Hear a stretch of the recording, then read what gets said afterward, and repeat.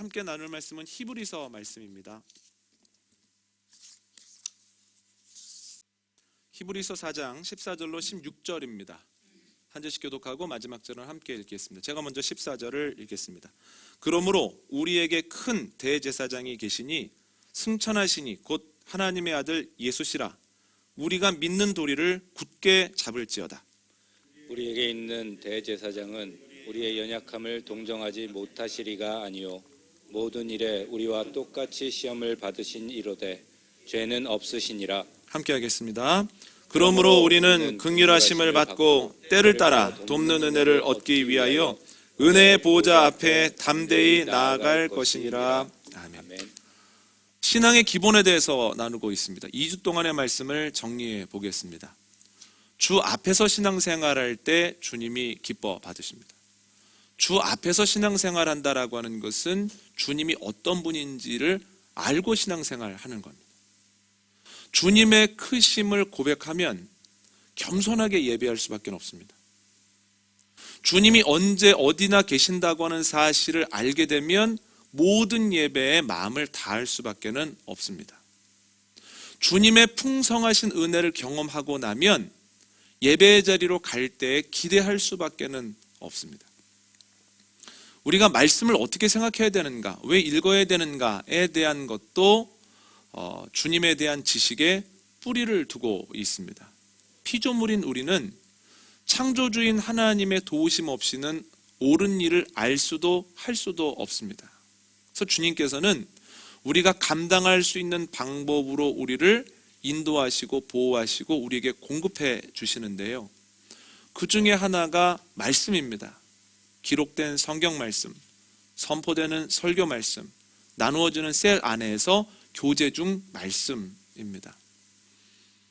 그것을 안다면 우리는 말씀의 능력을 믿어야 합니다. 말씀은 모든 사람을 교훈하고 잘못된 길을 가고 있을 때는 훈계하고 바르게 만들 뿐만이 아니라 의로 훈련함으로써 사람들을 구원에 이르게 한다는 거예요. 또한 그 말씀을, 그 능력을 믿는다면 주님의 말씀을 간절히 받을 뿐만 아니라 삶의 자리에서 그 말씀대로 살아보려고 노력하고 적용하고, 과연 그러한가? 성경에 나와 있는 하나님이 지금도 일하시는가? 성경에 되어 있는 약속이 과연 나에게도 유효한 건가? 나에게 주어진 건가? 과연 그러한가? 라고 하면서 인내해야 된다는 거예요. 그러면 주님께서는 믿는 이들을 결코 실망시키시지 않습니다. 오늘은 하나님 앞에서, 주 앞에서의 기도에 대해서 한번 나눠보려고 하는데요, 첫 번째는 왜 기도해야 되는가라고 하는 겁니다. 사도행전 27장에서 배를 타고 로마로 향하던 바울은 광풍 유라굴로를 만납니다. 살기 위해서 바울과 배에 있는 사람들은 폭풍우를 만난 그 다음 날에 짐을 바다로 던집니다. 그래도 상황이 좋아지지 않자 폭풍을 만난 사흘째 되던 날에 항해를 위한 기구를 제외한 모든 기구들을 바다로 버려버립니다. 그럼에도 불구하고 상황은 점점 악화됩니다. 이러한 상황 속에서 바울의 마음이 어땠는지를 살펴볼 수 있는 구절이 있습니다. 사도행전 27장 24절 말씀 함께 읽습니다. 시작. 바울아, 두려워하지 말라. 내가 가이사 앞에 서야 하겠고 하나님께서 너와 함께 항해하는 자를 다 내게 주셨다 하였으니. 아멘. 여러분, 바울은 누구보다도 주님을 알고 있습니다. 그가 만난 주님, 알고 있는 주님을 전했을 때 그 복음으로 인하여서 정말로 많은 교회들이 세워지고 허다한 무리들이 구원을 받게 되었다는 거예요. 또한 바울은 주님께서 일하시는 방식을 알고 있습니다. 2차 선교 여행 때 바울의 계획에 없었던 빌립보까지 하나님의 인도로 가게 되는데요, 순종해서 가봤더니 모든 것이 다 준비되어 있는 겁니다. 그 뒤로도 좋은 일 혹은 예상하지 못했던 어려운 일을 통해서 하나님이 계속해서 선교의 지경을 넓혀주시는데, 바울은 상상하지도 못했던 데까지 하나님께서 지경을 넓혀주셨다라고 하는 거예요. 내 계획대로 안 되고 내가 하려고 할 때 무엇이 막히면 그것이 실패인 줄 알았는데 이게 하나님의 일하시는 방법이구나 라고 하는 것을 자꾸만 경험했죠. 주님을 알고 주님의 일하시는 방법을 안다면 바울은 풍랑 속에서도 평안해야 됩니다. 유라굴로가 아무리 거세어도 이 풍랑이 나를 삼키지 못한다. 평안을 넘어서서 기대해야 됩니다. 하나님이 이 광풍 속에서 어떤 능력을 보여주실까? 내가 경험했던 것들을 배에 있는 사람들도 함께 보게 되겠구나 라고 하는 설렘을 가져야 될 것 같은데, 저희가 읽은 말씀을 보면 바울이 광풍 유라굴로를 만나고 아무리 노력해도 상황이 좋아지기는커녕 점점 더 안 좋아지자 두려움을 느꼈다는 거예요. 하나님을 알아도, 하나님의 일하시는 방법을 알고 반복적으로 경험해도 그 문제가 크고 그 문제가 계속해서 이어지면 두려움을 느끼는 것이 인간입니다. 이것이 사람입니다. 피조물이기 때문에 어쩔 수 없다는 거예요. 하나님은 엘리야를 통해서 죄를 짓고 있는 아합과 이세벨에게 경고를 하십니다. 너희가 마음을 돌이키지 아니하면 하늘의 문이 닫힐 것이다. 그리고 엘리야를 통해서 예고하신 것처럼 3년 넘도록 이스라엘 땅에 비가 내리지 않습니다. 그동안 하나님께서는 엘리야를 그리시네가로 보내십니다. 그가 순종하여 그리시네가로 갔을 때 아침 저녁으로 까마귀를 통해서 고기와 떡을 공급해 주십니다. 여러분, 비가 내리지 않아서 근근히 먹고 살고 있는데 아무것도 없는 그리시네가에서 매일 아침 저녁마다 떡뿐만 아니라 고기까지 먹었다라고 하는 건 대단한 기적입니다. 그것도 어쩌다가가 아니라 매일 아침 저녁에 했다는 거예요. 그는 아침 저녁으로 놀라운 기적을 맛봤죠. 갈멜산에서 850명의 이방 선지자들과 대결을 합니다. 주님, 불을 내려주옵소서. 그 한마디에 하늘에서 큰 불이 떨어져서 모든 것을 다 태워버립니다. 그렇다면 어떤 일을 만나도 엘리야는 두려워하지 말아야 됩니다. 이세벨이 자신을 어렵게 할 때, 이렇게까지 마음을 강팍하게 하면 바로도 어렵고 바로 때문에 애굽 사람들이 힘들었던 것처럼 이스라엘 사람들이 점점 힘들어질 텐데 하는 안타까움과 긍휼한 마음을 가져야 될 것 같은데, 이세벨의 강폭한 모습을 보면서 엘리야가 낙심하고 탈진해서 로뎀나무 아래로 들어가 버렸다는 거예요. 주님의 능력을 아침 저녁으로 보고 공급받고 하늘에서 불이 떨어지는 것을 봤으면서도 문제가 강력하게 느껴질 때 낙심하고 탈진하는 것이 인간의 한계입니다. 이게 피조물의 모습이라는 거예요. 신앙의 선배인 바울과 엘리야도 이러한데 우리는 말해 무엇하겠습니까? 우리가 신앙생활을 한다고 하면서도 그 문제가 작지 않을 때, 아무리 생각해도 방법이 없을 때, 계속해서 기다려도 이 문제가 끝날 기미를 보이지 않을 때 이 마음에 두려움이 가득하고 이 마음이 낙심하다가 이제는 죽는 것이 낫겠다, 차라리 태어나지 않았으면 어땠을까라고 생각하는 것이 우리의 모습 아니겠습니까? 그런데 여러분, 희망이 있습니다. 바로 주님입니다. 여러분, 주님 어떤 분입니까?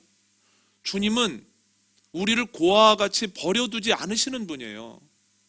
언제 어디서나 우리와 함께 하신다는 거예요. 주님이 언제 어디서나 함께 하신다면 바울 앞에 있는 것은 단순히 광풍만이 아니에요. 주님의 약속도 있습니다. 사도행전 23장을 보면 바울이 재판을 받는 과정 속에서도 이 유대인들은 바울을 죽이기 위해서 끊임없이 시도를 합니다. 얼마나 그들의 시도가 거세고 교묘한지 바울이 두려움을 느꼈습니다. 그날 밤에 주님께서 그에게 나타나셔서 이렇게 말씀하십니다. 바울아, 네가 예루살렘에서 증언한 것처럼 로마에 가서도, 가이사 앞에서도 증언할 것이다. 걱정하지 말아라. 너 로마 갈 때까지 그 사람들이 너를 털끝 하나 건드리지 못한다.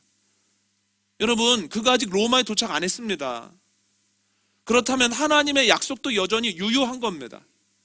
하나님은 결코 나를 버리지 않으셔, 나와 함께 하셔 라고 하는 고백을 하게 되었을 때, 나에게 있는 것은 광풍이라는 문제뿐만이 아니라 아직 유효한 하나님의 약속이 있구나라고 하는 것을 깨닫게 된다는 거예요. 여러분, 엘리야 앞에 이세벨이 날카롭죠. 그런데 이세벨만 있습니까? 하나님도 그와 함께 하신다라고 하는 거예요.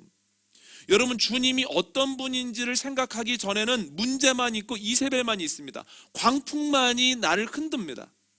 그러나 주님이 어떤 분이라고 하는 것을 생각할 때 광풍 이외에 약속이라고 하는, 이세벨 위에 하나님이라고 하는 선택의 여지가 생긴다는 거예요.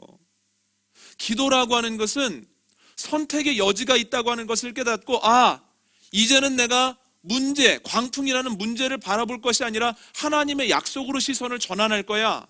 이세벨을 쳐다보는 것이 아니라 하나님을 바라볼 거야.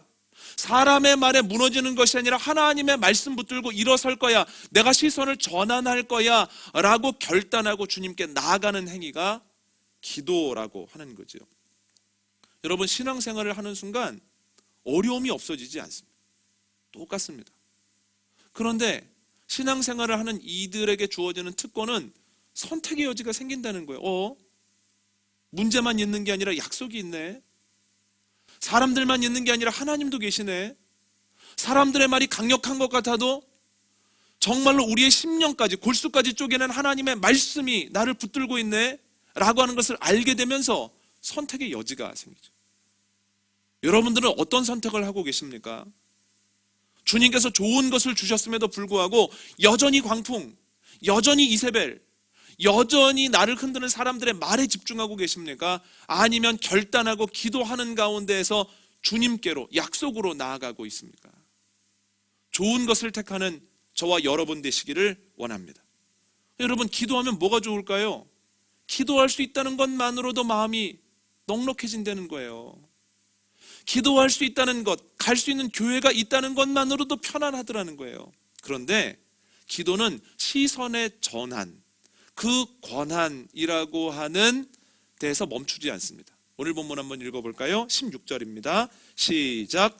그러므로 우리는 긍휼하심을 받고 때를 따라 돕는 은혜를 얻기 위하여 은혜의 보좌 앞에 담대히 나아갈 것이니라. 아멘. 히브리서 기자는 때를 따라 돕는 은혜를 얻기 위해서 은혜의 보좌 앞으로 나아가라, 주님께 기도하라 이렇게 얘기합니다. 그럼 기도하면 때를 따라 돕는 은혜가 임한다는 거예요. 실제적으로 그랬는가? 사도행전 24장 말씀 한번 읽어볼까요? 27장 읽어볼까요? 23절로 25절입니다. 시작. 내가 속한 바 곧 내가 섬기는 하나님의 사자가 어젯밤에 내 곁에 서서 말하되 바울아 두려워하지 말라. 내가 가이사 앞에 서야 하겠고 또 하나님께서 너와 함께 항의하는 자를 다 내게 주셨다 하였으니 그러므로 여러분이여 안심하라. 나는 내게 말씀하신 그대로 되리라고 하나님을 믿노라. 아멘. 주님께서 그의 사자를 통해서 바울에게 말씀하십니다. 두려워하지 말아라. 네가 가이사 앞에 반드시 설 것이다. 너와 함께 있는, 배를 타고 노력하고 있는 사람들 한 사람도 목숨을 잃지 않을 것이다. 여러분, 광풍이 언제까지 이어질지 모릅니다. 그건 얘기 안 해주셨습니다. 그러나 뭘 말씀해 주셨습니까? 광풍이 너를 쓰러뜨리지 못할 것이다. 네가 타고 있는 배를 둘로 쪼개지 못할 것이다. 배를 뒤집지 못할 것이다. 여러분, 그 이야기를 들었으면 된 겁니다. 언제까지입니까? 어떤 방법입니까? 언제 편안하게 됩니까? 라고 묻지 않아도 너 광풍에 묻히지 않을 거야 라고 하는 주님의 말씀에 힘을 얻어 주님을 의지함으로 안심했다는 거예요. 여러분, 엘리야도 마찬가지입니다. 이세벨의 마음이 바뀐 것은 아닙니다. 여전히 쫓아다닙니다만, 그러나 확실한 것은 주님이 지금도 일하시고 하나님이 이세벨보다 강하시다는 거예요. 걱정하지 마. 내가 너 인도할 거야, 막아줄 거야. 일어나서 이 떡과 물을 먹고 마셔. 일어나서 그 떡과 물을 먹고 마시죠. 다시 낙심합니다. 또 말씀하십니다. 어루만지시면서 걱정하지 마. 내가 지금도 너와 함께하고 있어. 이세벨이 너 털끝 하나 못 건드려. 먹고 마셔. 계속해서 그 떡과 물을 먹고 마시는 가운데에서 힘을 얻어서 로뎀나무 아래에서 나오더라는 거예요.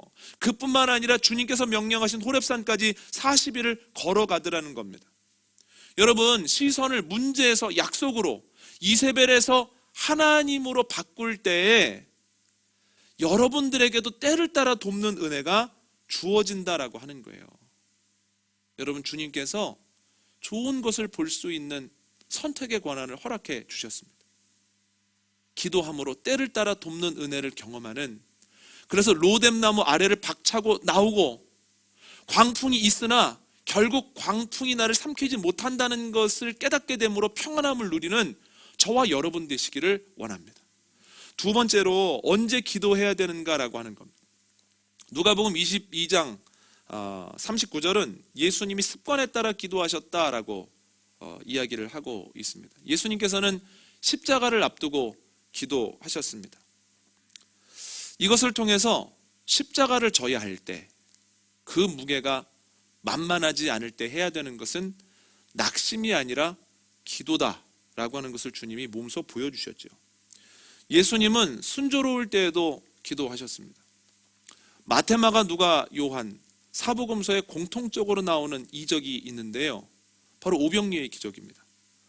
떡 5개와 물고기 2마리를 가지고 5,000명을 먹이시고 적지 않은 이 음식물이 남았다라고 하는 것이 오병이어의 기적입니다. 예수님께서 오병이어의 기적을 일으키셨을 때 사람들이 예수님을 칭송하기 시작합니다. 칭찬을 넘어 칭송합니다. 그리고 요한복음을 보면 예수님을 왕으로 삼고자 하는 이들이 적지 않게 생겨납니다. 그런데 예수님께서는 사복음서를 보면 오병이어 기적 이후에 바로 기도의 자리로 가셨습니다.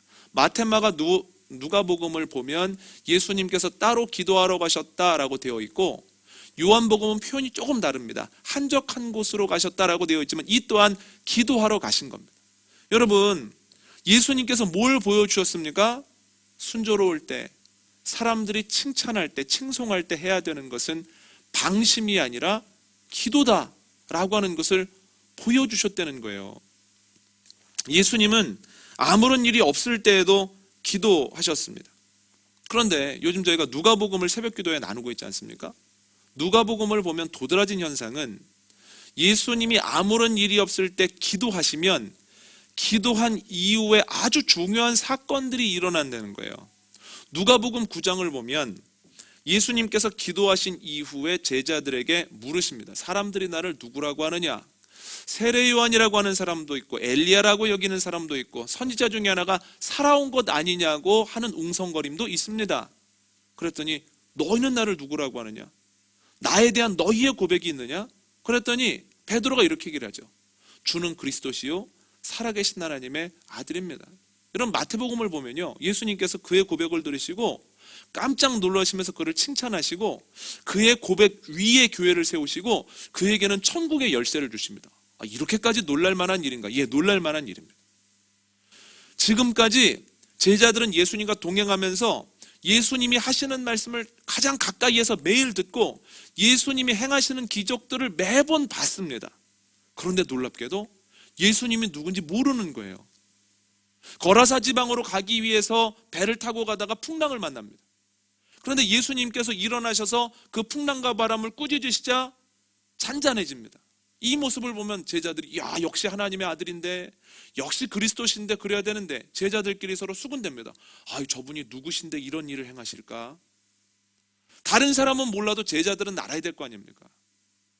그런데 제자들이 몰라요. 그러니까 더 황당한 건 제자들이 모르니까 거라사 지방에 있던 귀신이 당신은 하나님의 아들이 아닙니까? 왜 여기까지 와서 나를 괴롭힙니까? 이렇게 얘기를 합니다. 여러분, 그렇게 몰랐던 제자들이 이제는 예수님이 누구인지를 알게 되었다는 거예요. 예수님이 얼마나 인간적으로 답답하셨겠습니까? 매일 듣고 매일 보는데 왜 제자리에 있을까? 이 친구들은 안 되는 걸까? 이런 생각 안 하셨겠습니까? 그런데 기도한 이후에 주님께서 확인하셨다는 거예요. 그렇구나.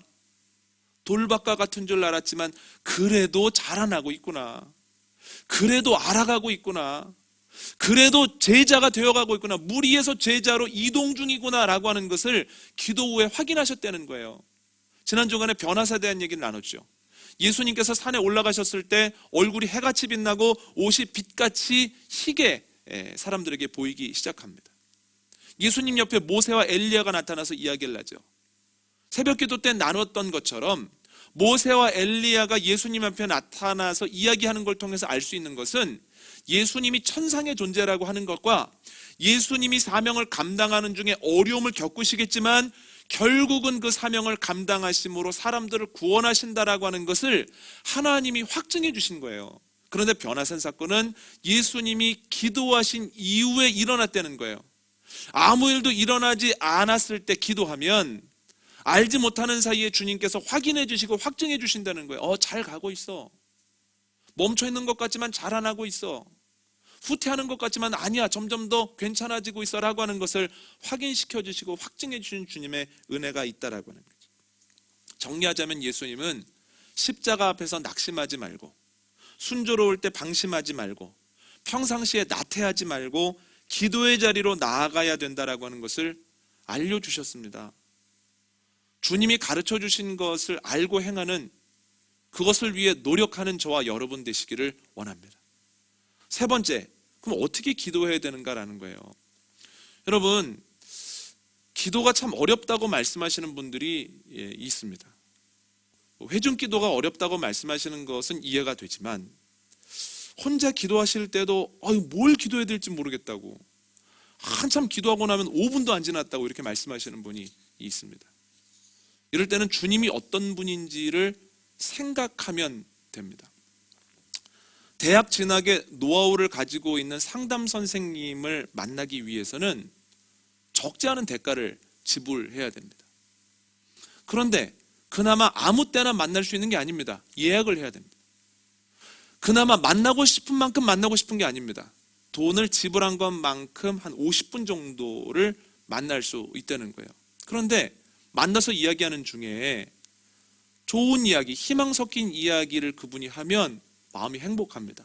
그분이 당락을 결정하는 것이 아님에도 불구하고 말입니다.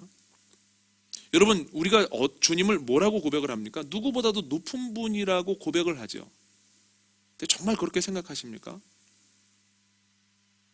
그 높은 주님께서 우리에게 기도의 권한을 주셨어요. 그래서 주님께 나아갈 수 있는, 주님을 만날 수 있는 권한을 주셨습니다. 그런데 그 권한은 언제든지 만날 수 있도록 하는 권한이에요. 그러니까 원하는 시간에 만날 수 있다는 거예요. 얼마든지 만날 수 있는 권한을 주셨습니다. 기도하고 싶은 만큼 기도할 수 있게 하셨다는 거예요. 여러분,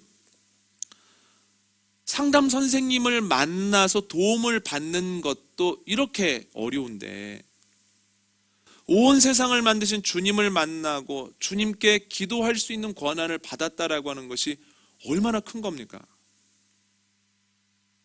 주님이 정말로 크시다라고 하는 사실을 알고 우리 마음속에 뼈저리게 느낀다면 예배의 모습도, 주신 말씀에 대한 태도도 결정되어질 뿐만이 아니라, 기도하려고 자리에 앉으면 주님, 저 같은 것이 무엇인데 기도의 권한을 주셨습니까? 저 같은 게 뭐라고 제가 기도할 때 주님 귀를 기울이십니까? 저를 위해 일하십니까? 라고 하면서 감사와 감격이 터져 나올 수밖에 없다는 거예요. 그 권한을 주셨을 때 주님의 크심을 아는 이들은 감사함을 가지고 주님께 나아가 매번 기도할 수밖에 없다라고 하는 거예요. 그래서 우리의 기도에는 감사가 고백되어야 된다는 거예요. 설교를 준비하는데 지방의 젊은 전도사님에게 연락이 왔습니다. 목사님, 저희 연회 행정 수반인 감독님께서 내일 저희 교회 방문하시겠다고 비서 목사님에게 연락이 왔습니다.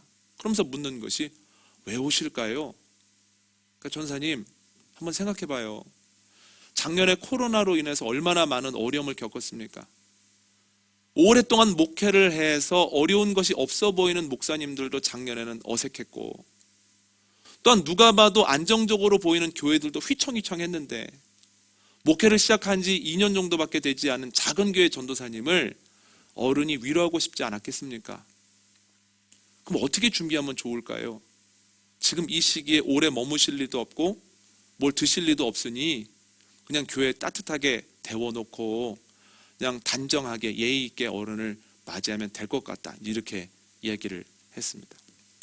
여러분 생각해 보십시오. 그 전도사님이 이제 그 어른을 만나러 가고 있는데 친구를 만난 겁니다. 그러니까 친구가 오래간만이라고, 우리 차 한잔 하자고. 그럼 그 자리에서 어른에게 전화해서, 제가 갑자기 친구를 만났는데 너무 반가운 친구라고, 나중에 오시면 안 되겠습니까? 이렇게 얘기를 할 수 있겠습니까? 혹은 재미있는 운동을 하거나 드라마를 보다가 어휴 시간이 늦었네 하고 약속 시간보다 1시간 늦게 갈 수 있겠습니까? 분명히 만날 약속이 되어 있는데 아무런 준비 없이 머리에는 까치집이 지고 그리고 추리닝에 슬리퍼를 신고 어른을 만날 수 있겠습니까? 안 되는 거예요. 사람에게는 안 되는 일인데 제 모습을 생각해 보면 하나님께는 아무렇지도 않게 합니다. 제 모습입니다. 아무렇지도 않게. 주님이 우선순위에서 계속 밀려요. 그런데 우선순위를 내가 즐거워하는 일, 내가 하고 싶은 일에 계속 두는 것뿐만이 아니라 종종 마음속에 기도하지 않아도 주님은 아시지 뭐 라고 하는 생각을 할 때가 있습니다. 근데 여러분, 기도하지 않아도 주님이 아신다라고 하는 생각은 주님께 기도하는 이유는 주님께 무엇을 얻어내기 위함이야, 주님을 통해서 무엇인가를 해결하기 위함이야 라고 하는 생각이 전제되어 있는 겁니다. 기도는 주님의 마음을 바꾸어서 내가 원하는 것을 원하는 때에 원하는 방식으로 얻어내는 것이 아니라 주님과 친밀해지는 것이 목적입니다. 머리로는 아는데 주님이 크시다라고 하는 것을 고백하면서도 하는 행동을 보면 전혀 아는 사람같이 행동을 하고 있지 않다라고 하는 거예요. 기도의 자리에 갈 때 모습을 생각해 보면 이 머릿속이 까치집을 지은 것처럼 너무 복잡합니다. 기도하면서도 계속해서 이 머릿속에서는 여러 가지 생각이 있죠. 이 생활의 여러 가지 모습도 주님 보시기에 너무 부끄러운 것들이 많습니다. 전혀 정돈되지 않은 상태에서 주님 앞으로 나가죠. 여러분들은 어떠십니까? 그럼 우리가 뭘 해야 되겠습니까? 우리가 주님을 크다고 고백하면서도 그렇게 행하지 못했던 우리의 모습, 우리의 우선순위를 회개해야 되지 않겠습니까? 그러면 기도의 자리에 가서 해야 될 것은 회개입니다. 주님, 이렇게 좋은 기도의 권한을 주셨는데 이게 얼마나 귀한 줄 모르고 얼마나 놀라운 특권인 줄 모르고 제가 이렇게 왔습니다. 이렇게 미루다가 지금에서야 기도의 자리에 앉네요 라고 회개해야죠. 세 번째는 간구입니다. 예수님께서 가르쳐 주신 기도에도 간구가 빠지지 않습니다. 일용할 양식을 주시고 우리의 죄를 용서해 주시고 또한 우리를 악에서 구해 주십시오라고 하는 간구가 있습니다. 그런데 주님을 알면 간구할 때 태도도 결정이 돼요. 오늘 보면 15절 16절 읽어볼까요? 함께 읽습니다. 시작. 우리에게 있는 대제사장은 우리의 연약함을 동정하지 못하실 리가 아니요 모든 일에 우리와 똑같은 시험을 받으시니로되 죄는 없으시니라.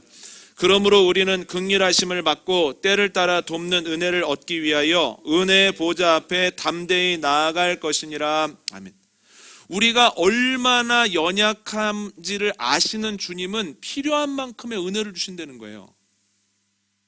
우리가 언제 연약함을 보이는지를 아시는 주님께서는 우리가 필요한 시간에 은혜를 주신다는 거예요. 그리고 주님께서 주시는 은혜는 내 앞에 있는 문제와 어려움을 이기는데 넉넉하다는 거예요. 아, 주님께서 내 연약함을 아시지, 얼마나 연약한지, 언제 연약한지. 그리고 넉넉한 은혜를 주시지, 때를 따라서 라고 하는 것을 고백하면 간구할 때 마음이 편안할 수밖에는 없다라고 하는 거예요. 여러분, 바울의 고백을 한번 볼까요? 빌립보서 4장 6절 말씀이 있습니다. 시작. 아무것도 염려하지 말고 다만 모든 일에 기도와 간구로 너희 구할 것을 감사함으로 하나님께 아뢰라. 아멘. 주님이 어떤 분인지, 주님이 어떻게 일하시는지를 알고 있었던 바울은 기도하면서 염려하지 않았다는 거예요. 기도하면서 계속해서 안 해주시면 어떡하지? 이런 방법이 옳은 것 같은데 머리를 복잡하게 안 했다는 거예요. 단지 하나, 주님이 나를 아시기에 때를 따라 돕는 은혜를 주시되 그 돕는 은혜가 넉넉하며 주님께서 주시는 것은 내가 구하는 것보다 더 좋다라고 하는 것을 생각할 때 이 마음속에 염려가 없을 뿐만이 아니라 기도하는 가운데 기대가 되어 감사하게 되더라고 하는 거예요. 여러분, 주님을 알고 기도할 때 평안함으로 기도하고 더 좋은 것을 주실 주님을 기대하는 가운데 감사함으로 나아가는 저와 여러분 되시기를 원합니다. 정리하면 주님 기도의 특권 주셔서 감사합니다. 그러나 제가 그것을 알지 못하고 지금에서야 기도의 자리에 앉고 이런 모습으로 앉으니 회개합니다. 주님 간구합니다. 그러나 좋은 것을 주실 주님을 확신합니다. 감사와 회개와 간구가 들어가야 된다는 거예요. 오늘 말씀 정리합니다. 왜 기도해야 될까요? 우리가 연약한 피조물이기 때문입니다. 주님을 알아도, 일하시는 방식을 알아도 두렵고 탈진합니다. 그러나 주님은 우리의 희망 되십니다. 주님은 그때에도 우리와 함께 하시고 약속은 유효합니다. 이것을 기억하고 시선을 문제에서 약속으로, 사람에게서 하나님께로 전환하는 것이 기도고요. 기도할 때 주님께서는 때를 따라 돕는 은혜를 주십니다. 두 번째는 언제 기도해야 될까요? 주님은 어려울 때 낙심 말고 기도할 것, 순조로울 때 방심하지 말고 기도할 것, 아무런 일이 없을 때에도 나태하지 말고 기도해야 된다고 하는 것을 보여주셨습니다. 세 번째는 어떻게 기도해야 될까요? 크신 주님께서 기도의 권한을 주었음을 감사하고, 그 권한이 얼마나 놀라운 것인지 알지 못하고 부끄러운 모습으로 그 자리에 있음을 회개하고, 우리의 필요를 아시고 더 좋은 것을 주실, 그것을 허락하실 주님을 믿으며 감사함으로 기도해야 됩니다. 여러분, 기도가 낯설더라도 오늘 이 시간부로 기도의 자리로 나아가시고 기도에 도전할 때에 여러분들의 삶에 놀라운 역사들, 하나님의 약속들이 이루어지는 일들이 가득하기를 원합니다.